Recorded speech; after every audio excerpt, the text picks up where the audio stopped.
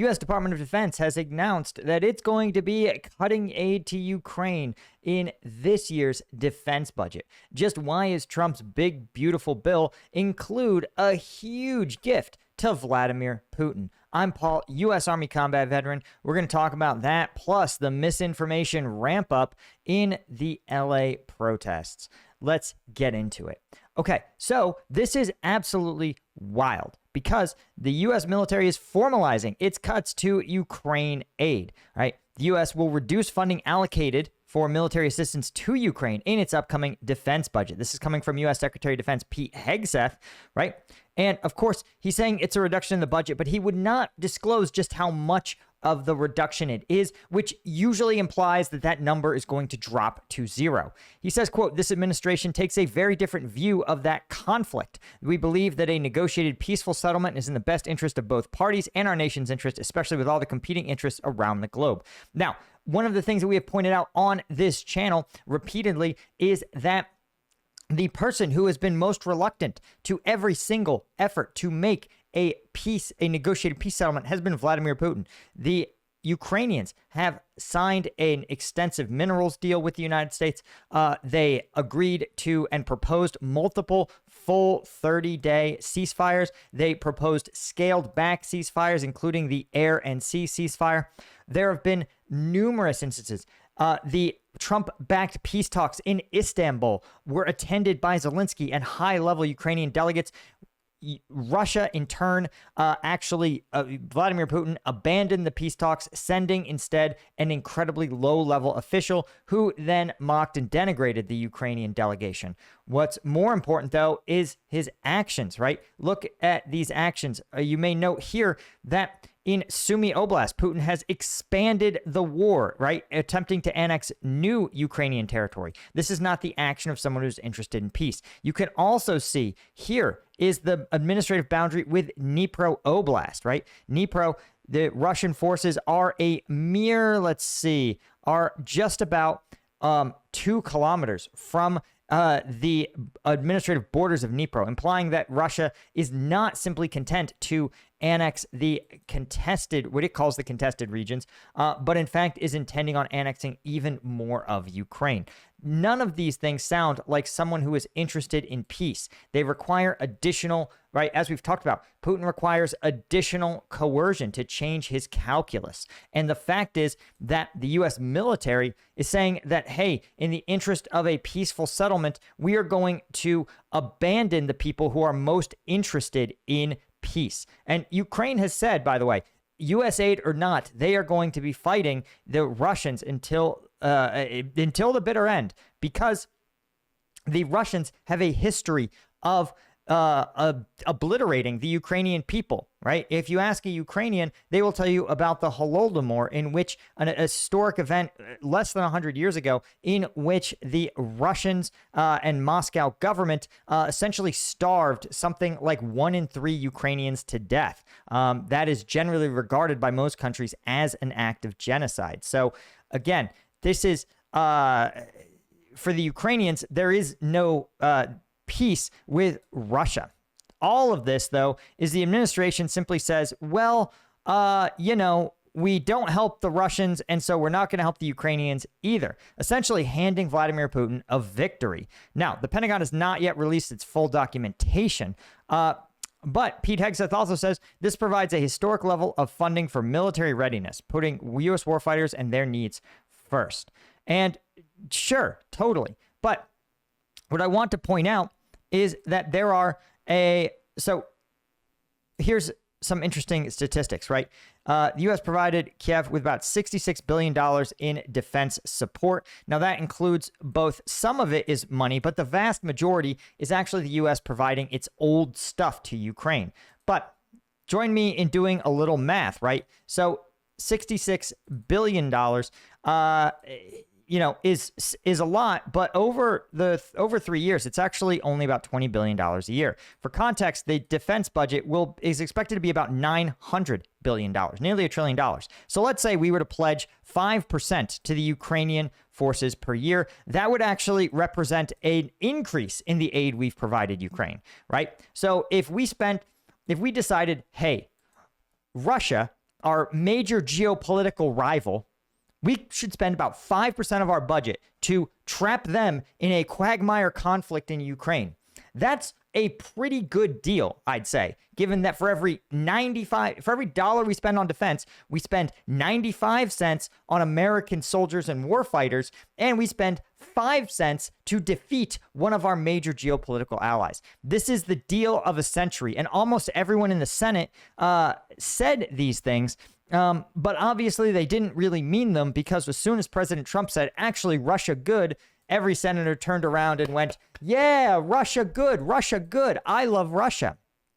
Okay, so what I think the action that we have to take at this point, honestly, is to contact your U.S. senator. Why? Because Trump's budget does not have that much support in the U.S. Senate. In fact, remember, this giant, big, beautiful bill has a lot of big freaking problems in it that a lot of senators are mad about. Whether it's the huge cuts to Medicaid in states where a lot of people are on Medicaid, or this extremely, extremely sketchy defense budget, there's huge problems with this. So what I would encourage you guys to do, and in fact, we are going to do right now, is contact your senator. That's right. I'm going to dial the office. I live in Texas, so I'm going to call the office of John Cornyn, my senator. But I'm going to put a link in the description for you to contact your senator. And remember, you can do it via email, right? You can do it via phone, but we're going to do a little bit of trolling here. Let's give this guy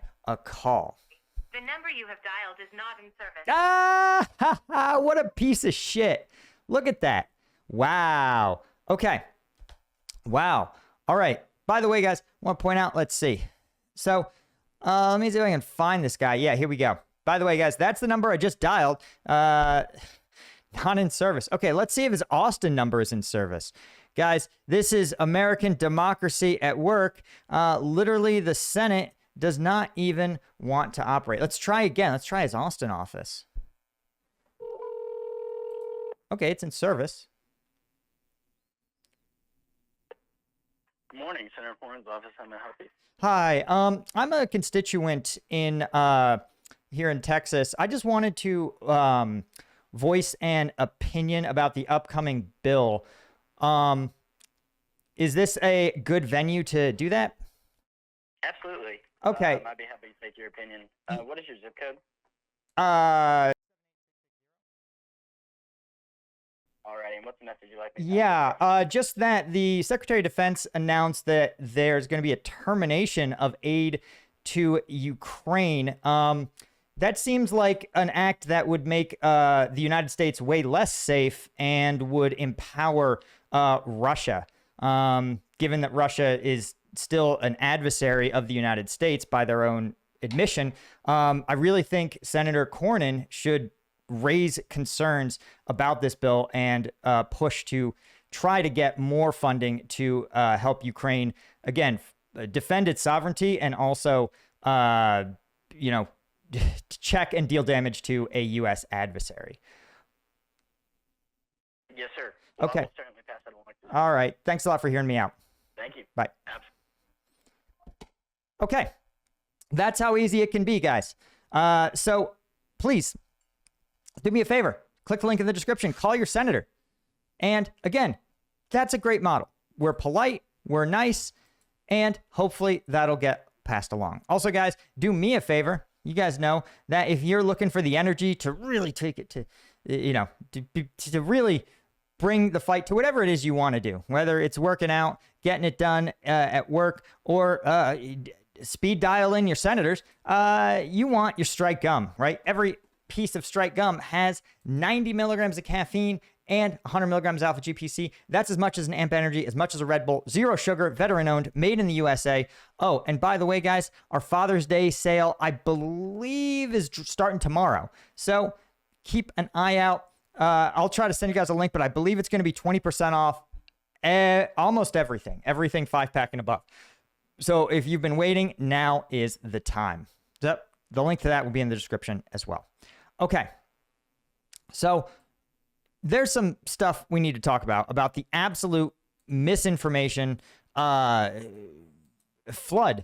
around the Los Angeles protests. But I want to also first, though, is take a second and say that the Paul is right again chart, for those of you keeping track at home, add one more check to it. Because as the Wall Street Journal leaked, is that, yes, indeed, White House aide Stephen Miller was furious about the failure of the Trump administration to break Biden's deportation record. And in fact, he was so mad that he told ICE officers to, quote, just go out there and arrest illegal aliens, telling them to try looking in the Home Depot. Miller, in fact, was so mean to everyone, eviscerating all the ICE officers, saying, you guys aren't doing a good job. You're horrible leaders. Miller, who notably has never led an organization in his life, right? He just ripped into everybody, had nothing positive to say about anybody, and just shot morale down. Remember, if you've ever led an organization, you know that when you resort to screaming and having a temper tantrum, it's because you have no tools left to actually affect change, right? And Miller probably doesn't have the I don't want to say cognitive tools. He seems like an intelligent man, but he doesn't have the actual curiosity and experience about how to actually govern to get anything done.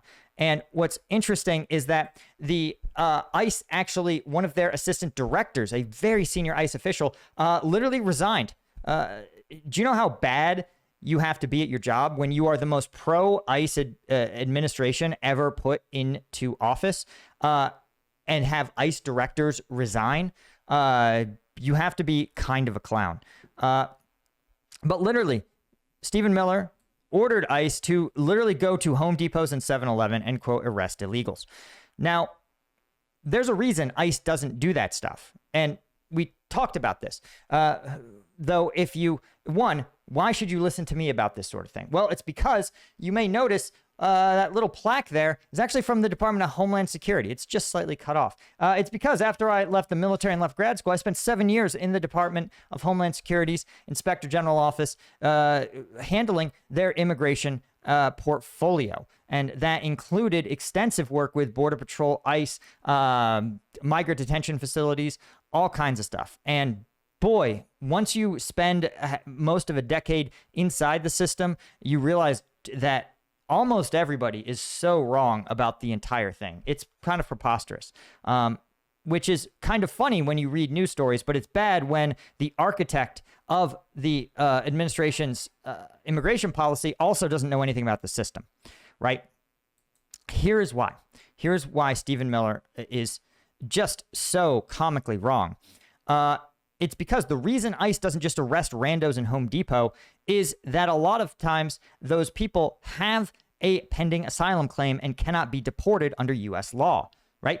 Now, what a smart president would do would simply say, hey, let's try to make some tweaks to U.S. asylum law. Or we could simply make it faster to adjudicate an asylum claim, right?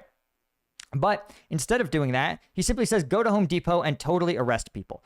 And the problem that now has happened is that when you arrest people who look illegal or are hanging out in Home Depot, those are, I go to Home Depot all the time, right? And so when you arrest people who speak Spanish in Home Depot, what you're going to get is some people who are definitely in the country illegally, have orders of deportation, and just simply no-showed, right? But you're also going to get people who have entered the country illegally but have a pending asylum claim, which actually means you haven't entered the country illegally. You made an asylum claim, and the country's going to say, okay, yes or no. Yes or no, you have a right to at least get your day in court. Some people are going to be U.S. citizens who simply hang out and speak Spanish because that's the only language they speak, and a lot of them work at Home Depot because that's a good job. Like, I don't know what to tell you. You live in Texas, dude. Hispanic people do contracting all the time, right? And so it's a total waste of ICE's time to sit there and arrest 30 people, sure. But then ICE says, listen, of those 30 people, probably about 6 are actually eligible for deportation. But there's an even larger problem that nobody talks about, that even Stephen Miller doesn't appear aware of, and that is the detention problem. You see, if you arrest someone and they have a pending deportation order, you should detain them, right? They're sometimes held in jails, but often they're held in simply special migrant detention facilities because they're not criminals. They're just people who we can't release because they don't have legal status. These detention bed facility, these detention facilities, they have a limited capacity, right? They don't have infinity beds. So what you can do, they're basically full all of the time. And the average length of stay is like 20, 21 days, or at least it was when I left DHS 5 years ago, right? You're looking at 20, 21 days, right? That's where you get your paperwork. You say, hey, we contacted the El Salvadoran embassy. We told them you're going to be flying back. Actually, you need some travel documents from the El Salvadoran embassy, right? They book you on a flight. They put you in a van. They drive you to the airport. They put you on the flight. They take you to El Salvador, and El Salvador swipes you in, right? That takes time. Takes about 21 days for the average person. The problem is if you have a limited amount of detention space, that caps the number of people that you can arrest and hold. And, oh yeah, remember that whole part where we fly you back to El Salvador? That's also hard and expensive, right? And so without expanding, remember, so if you want to double the amount of deportations you have in a year, you need to double the amount of contracted bed space, right? Which requires, in a lot of cases, opening up mothballed facilities, revamping those facilities to comply with migrant detention standards. You have to, in some cases, gut and re-renovate them.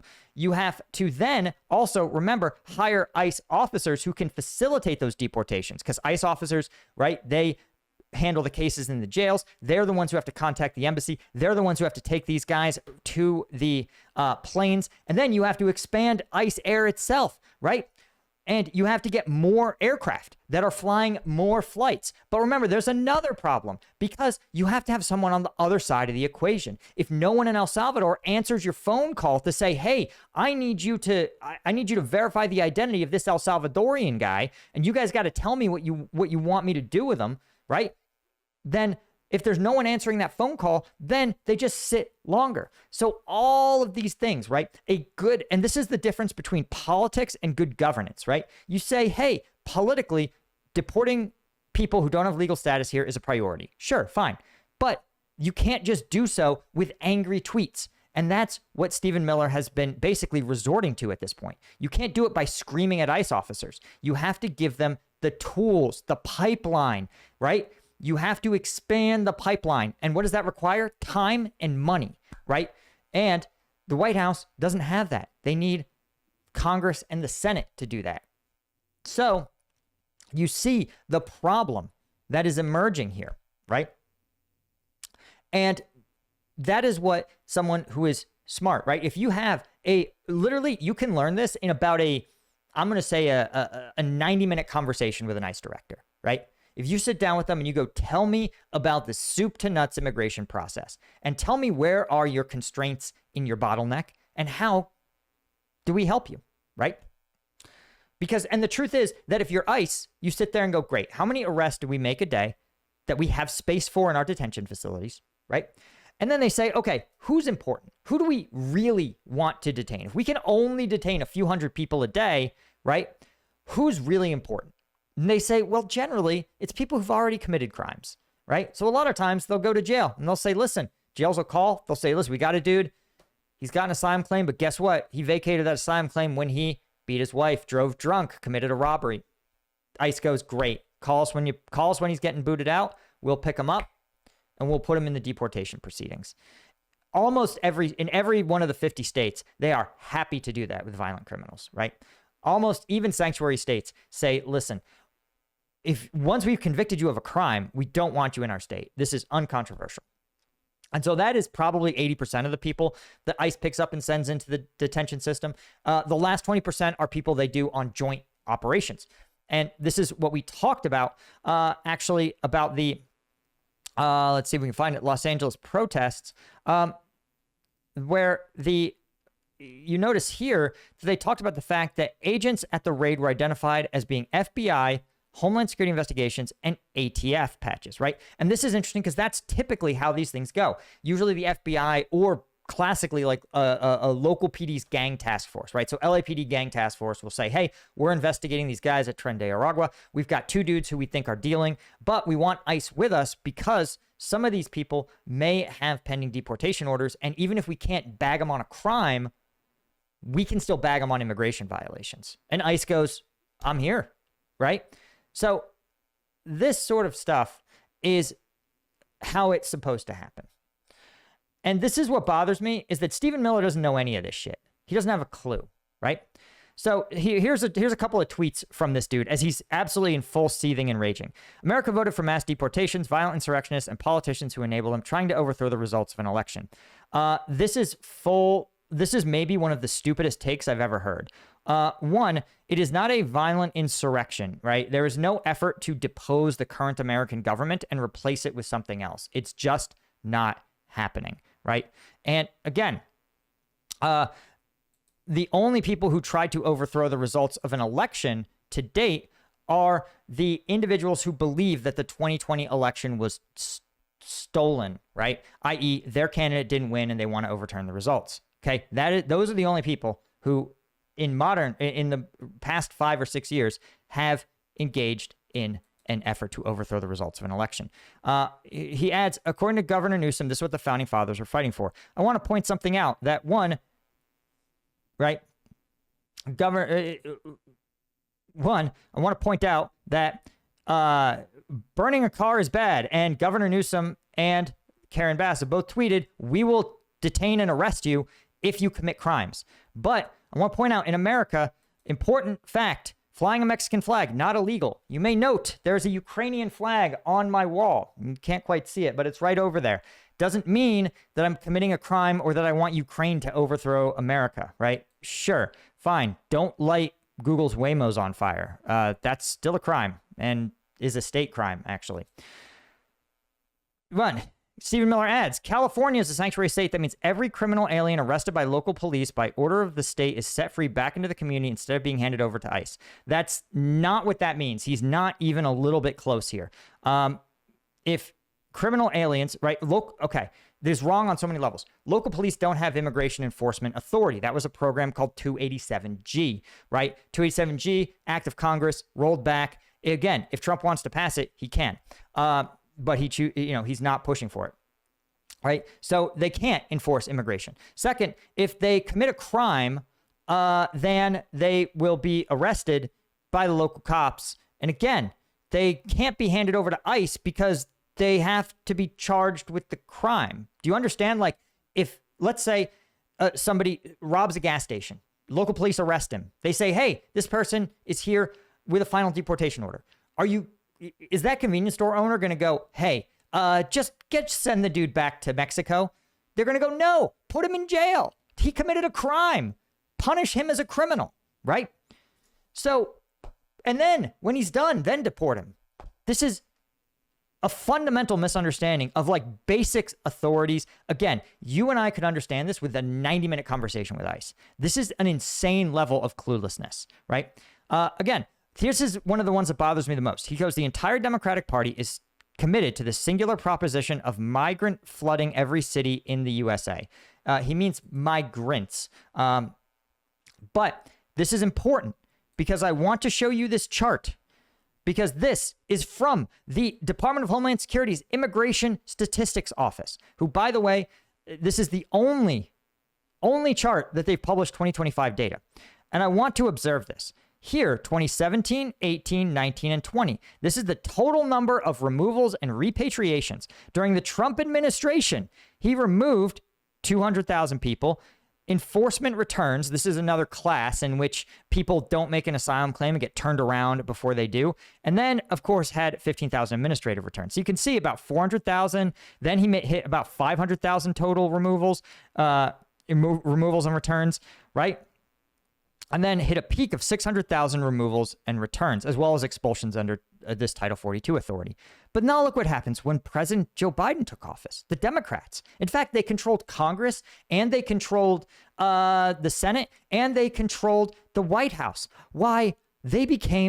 They doubled. They more than doubled Trump's average number of deportations. Look at these numbers. These numbers are surreal. Even if you acknowledge the absence of Title 42 authority, Biden still crushed it. And look, it's already June. We're halfway through the year, and Trump is on pace to do less than half. So how can you square this statement? Every criminal alien arrested by local, or the entire Democratic Party is committed to the proposition of migrants flooding every city in the USA, when he's deported more people than every Republican in the last decade. How do you square this? In fact, prior to, you could see here that Obama also nearly 600,000 deportations. Actually, Obama's best year was better than Trump's best year in his first term. This is insane. This requires either a level of cluelessness or just being a massive troll, right?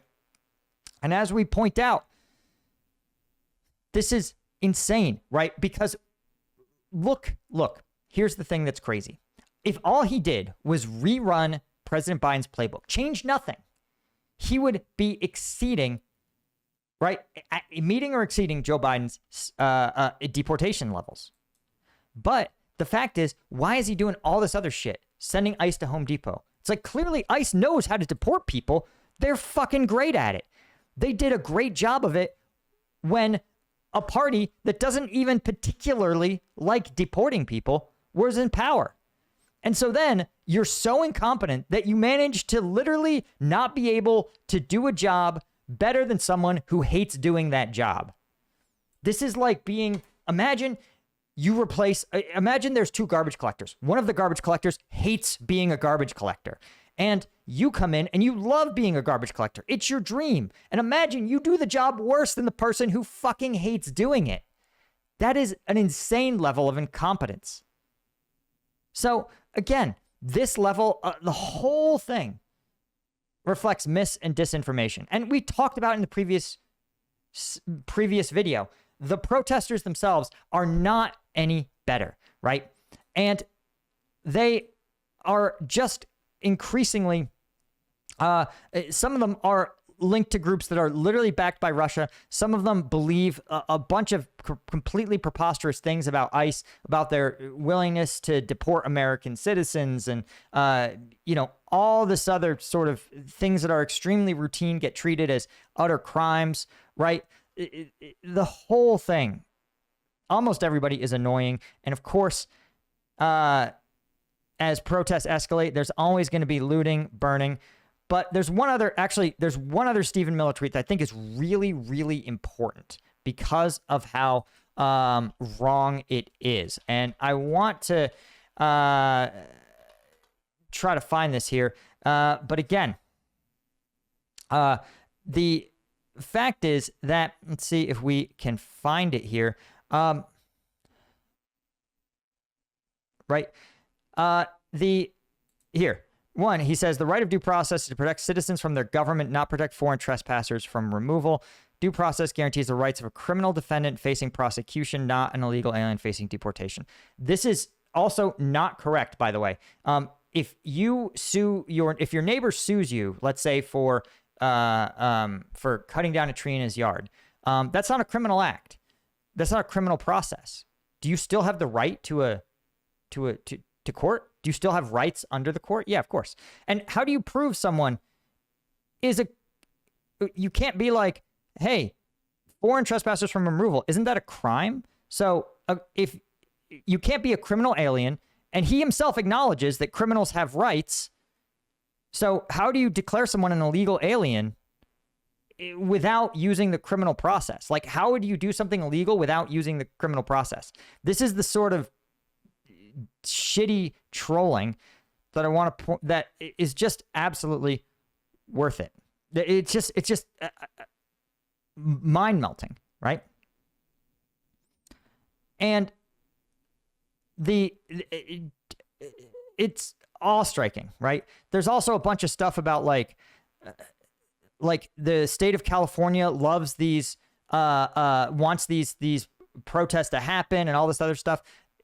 Guys, if you look at the pictures, the LAPD is absolutely deployed, like working against these protesters. So anybody tells you that like the governor like is on the side of the protesters, it's kind of weird that he would send LAPD to do it, right? And just when Stephen Miller sits there and goes, LAPD isn't protecting ICE officers, LAPD is literally there was photographic evidence of them doing these things. So again, I'm not some turbo liberal, I hate cops. I spent this entire video telling you about how the important priorities that ICE handles. Again, you don't spend 7 years in DHS because you're like, oh, police bad. But I also want people who are good at their job. And instead, they're simply seething on Twitter and having literally the worst takes I have ever seen from a government official. This is what happens. This is what happens when you appoint people to your office based on how good they look on TV or how hot their takes are, right? If your tweets are fire, you must be good at your fucking job. Anyway, there's a reason my videos take 30 minutes and I don't tweet anything because Twitter is a dog shit format to communicate information. Anyway, guys, hit that subscribe button because Christ knows no sponsor is going to touch me after this video. And thanks to all of our Colonel tier members, guys like Thomas Anderson, Dan Cochran, Jalen Gow, Officer Merle, Deborah Oppenheimer, Paul JW, Jeff Javies, Mike 54, Ching Margaret, GMAT Club, and all of our Lieutenant tier members. Couldn't do it without you guys. I hope you enjoy yesterday's video. I'll catch you in the next one. Cheers.